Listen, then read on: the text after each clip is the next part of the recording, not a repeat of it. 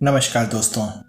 आज करवा चौथ है और इसके लिए आज मैं आपको एक पौराणिक कहानी करवा चौथ के उपलक्ष्य में सुनाने जा रहा हूँ।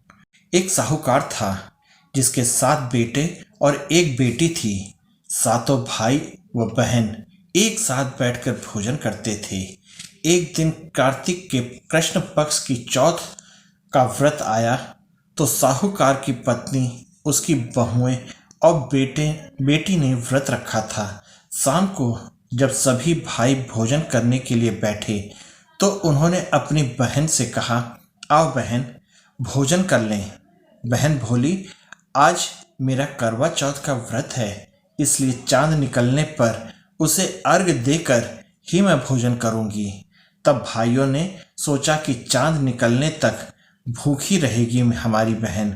अतः एक भाई पेड़ पर चढ़ गया और वहां उसने एक दिया जलाया और दूसरे हाथ से चलनी की ओट पर कर दी, जिससे वह दूर से चांद जैसा दिखने लगा।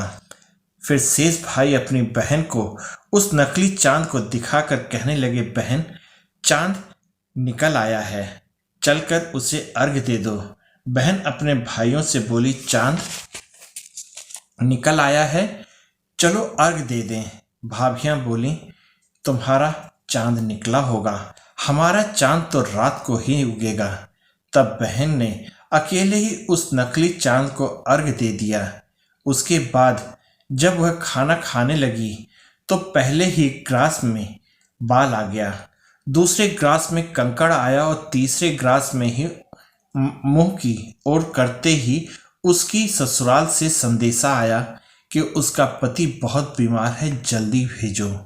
अपनी लड़की को विदा करते समय माँ ने कहा, रास्ते में तुम्हें जो भी मिले उसके पांव लगना और जो कोई भी सुहागिन रहने का आशीर्वाद दे उसके पल्ले में गांठ लगाकर उसे कुछ रुपए दे देना। बहन जब भाइयों से विदा होकर ससुराल को चली तो रास्ते में जो भी मिला वह सबके पांव लगी। सबने ही उसे आशीर्वाद दिया, तुम 7 भाइयों की बहन, तुम्हारे भाई सुखी रहें और तुम उनका सुख देखो। सुहाग का आशीर्वाद किसी ने नहीं दिया। जब वह ससुराल पहुंची तो दरवाजे पर उसकी छोटी ननद खड़ी थी। वह उसके भी पांव लगी तो उसने कहा, सुहागिन रहो, दूधो नहाओ, पूतो फलो।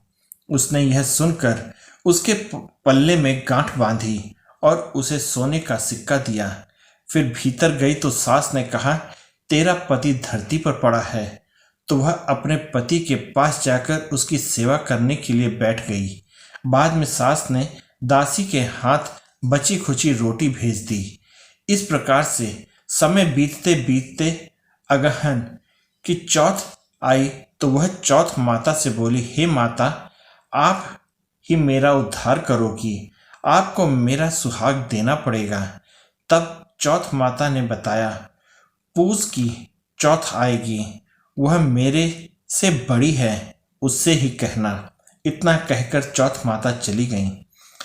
फिर अगले महीने पूस की चौथ आई और वह भी यही कहकर चली गई, आगे आने वाली चौथ से कहना। इस प्रकार से माघ, फागुन, चैत्र, बैसाख, ज्येष्ठ, आषाढ़, श्रावण, भादो की चौथ आई और चली गई। फिर जब असौज अश्वनी की चौथ आई तो उसने कहा, कार्तिक की चौथ ही तुम्हारा सुहाग वापस कर सकती है।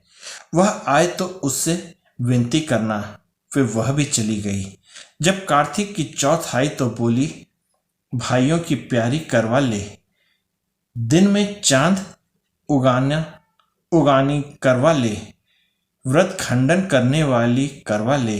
यह सुनकर चौथ माता के पांव पकड़कर गिड़गिड़ाने लगी, हे चौथ माता, मेरा सुहाग तुम्हारे हाथों में है, आप ही मुझे सुहागिन करें। तो माता बोली, तुम्हारे व्रत भंग कर देने से भगवान श्री गणेश जी अप्रसन्न हो गए हैं और इस कारण से तुम्हारे पति की यह गति हुई है। अब यदि तुम पुनः पूरे विधि विधान के साथ में व्रत करोगी तो तुम्हारा पति जीवित हो सकता है। यह सुनकर उसने विधि विधान पूर्वक व्रत किया और चंद्रमा निकलने पर ही उसे अर्घ दिया। उसके इस प्रकार से व्रत संपन्न करने से गणेश जी अत्यंत प्रसन्न हुए और उनकी आज्ञा पाकर करवा चौथ माता ने अपने टीके से रोली लेकर उसके आदमी पर छींटा दिया तो वह उठकर बैठ गया और बोला, आज मैं बहुत सोया। वह बोली, पूरे 12 महीने सोए हो। आज गणेश जी और करवा चौथ माता के कृपा से उठे हो। हे करवा चौथ माता, आपने जिस प्रकार से उसके पति को आयु प्रदान की, वैसे ही हमारे पति को दीर्घायु प्रदान करना। जो भी इस व्रत को करे और जो इस कथा को पढ़े या सुने, उन सबके पतियों को दीर्घायु प्रदान करना, सबको उत्तम फल देना।